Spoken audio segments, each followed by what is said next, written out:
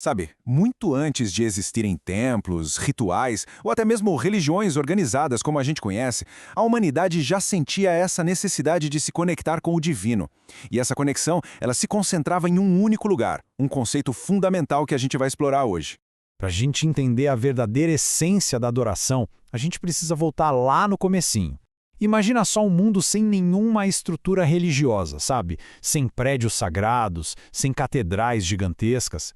E vamos ainda mais fundo. Pensa em um tempo antes dos mandamentos escritos em pedra, antes de existir um código de conduta todo detalhado para organizar o culto. Mesmo nesse tempo, a graça de Deus já estava se manifestando. E aqui está o ponto central de tudo. Onde acontecia um encontro com o divino, ali se erguia um altar. Era um marco, sabe? O ponto de encontro, o local de conexão, num mundo onde Deus e a humanidade estavam buscando se reconectar. Tá, então o que é adoração de verdade? Muita gente pensa que é um esforço nosso para tentar alcançar o divino, mas na verdade é o contrário. A adoração é a nossa resposta à iniciativa de Deus. É Ele quem se revela primeiro, e nós respondemos a isso. Agora a gente entra na nossa primeira grande história, a de duas ofertas. Para entender isso, a gente precisa lembrar que lá no comecinho, no Éden, a comunhão era direta, não precisava de altar nem nada.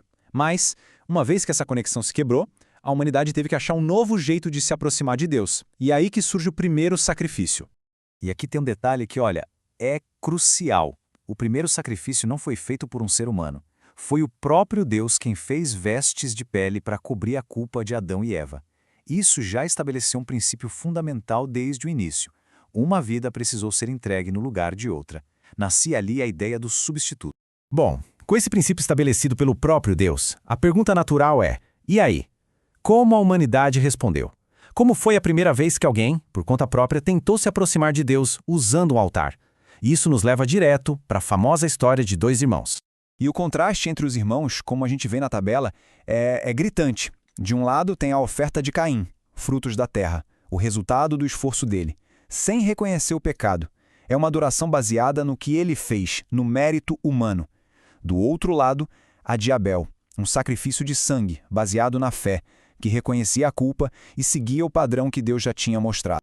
O livro de Hebreus, séculos e séculos depois, meio que bate o martelo nessa verdade. A oferta de Abel não foi aceita por ser maior ou melhor, mas porque estava alinhada com uma revelação divina, a de que era preciso um sacrifício substituto para haver reconciliação. E tem mais uma camada aqui no gesto do Abel. Ele ofereceu as primícias, ou seja, o primeiro e o melhor do rebanho dele.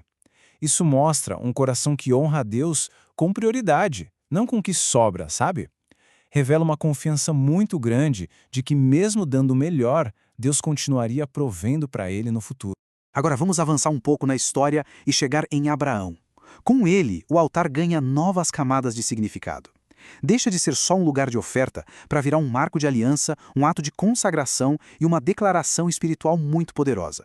A vida de Abraão foi marcada por altares. Para onde ele ia, um altar era levantado. Em Siquém, era como se ele estivesse dizendo: esta terra pertence ao Senhor.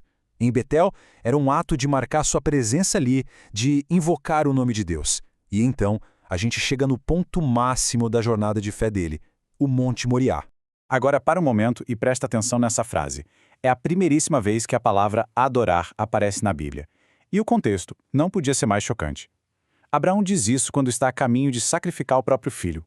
O que nos leva a uma pergunta inevitável. O que raios podia significar adorar numa situação tão extrema como essa? Claramente não era sobre cantar uma música ou seguir um ritual. O significado aqui é muito, mas muito mais profundo e visceral.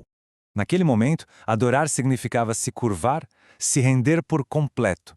Significava entregar de volta para Deus a coisa mais preciosa que ele tinha, a própria promessa que ele tinha recebido. E o ponto crucial é este. Era um ato de confiar mais no Deus que fez a promessa do que na promessa em si. E esse é o clímax da lição. A prova nunca foi sobre a morte de Isaac. Era sobre a entrega total do coração de Abraão. Deus não queria o sacrifício do filho. Ele queria a rendição completa do pai. No meio da história de Abraão, de repente, surge uma figura muito enigmática, Melquisedeque. Ele aparece sem genealogia, sem explicação nenhuma e some do mesmo jeito. Ele é como um sinal, sabe? Um vislumbre de um padrão de adoração e de sacerdócio completamente diferente. E a diferença entre os dois tipos de sacerdócio é absurda. Olha só, o sacerdócio levítico que viria depois exigia um templo, um altar, sacrifícios de animais para expiação do pecado. Agora olha o de Melquisedeque, sem templo, sem altar, e no lugar de sangue ele oferece pão e vinho. O foco muda da expiação para a comunhão. A superioridade da ordem de Melquisedeque fica muito clara aqui. O grande patriarca Abraão se curva, entrega o dízimo e é abençoado por esse sacerdote rei. Isso estabelece que o sacerdócio de Melquisedeque pertence a uma ordem superior, eterna, que já apontava lá para frente. Ok, vamos conectar todas essas peças agora. A gente passou pelo altar da expiação com Abel, pelo altar da entrega com Abraão, e vimos um vislumbre de um sacerdócio focado na comunhão. Mas o que tudo isso significa para a gente hoje? Essa jornada inteira, na verdade, era uma grande preparação. Cada altar, construído com pedras, era uma sombra do altar final, que foi a cruz. Cada sacrifício de um animal apontava para o sacrifício definitivo de Cristo. E cada sacerdote era só um prenúncio do nosso grande e sumo sacerdote. E aqui está a aplicação que muda tudo. A necessidade de um lugar físico, de um altar externo, foi cumprida. Aquela busca por um ponto de encontro com Deus encontrou o seu destino. Hoje, o lugar da presença de Deus, o templo, não é feito de pedras, mas é o corpo daquele que crê. A gente viu, ao longo de toda essa jornada, que a adoração é sempre uma resposta. A resposta de Abel foi a fé, a de Abraão foi a entrega total. Agora, diante da revelação completa em Cristo, a pergunta se volta para o presente. Qual é a nossa resposta hoje?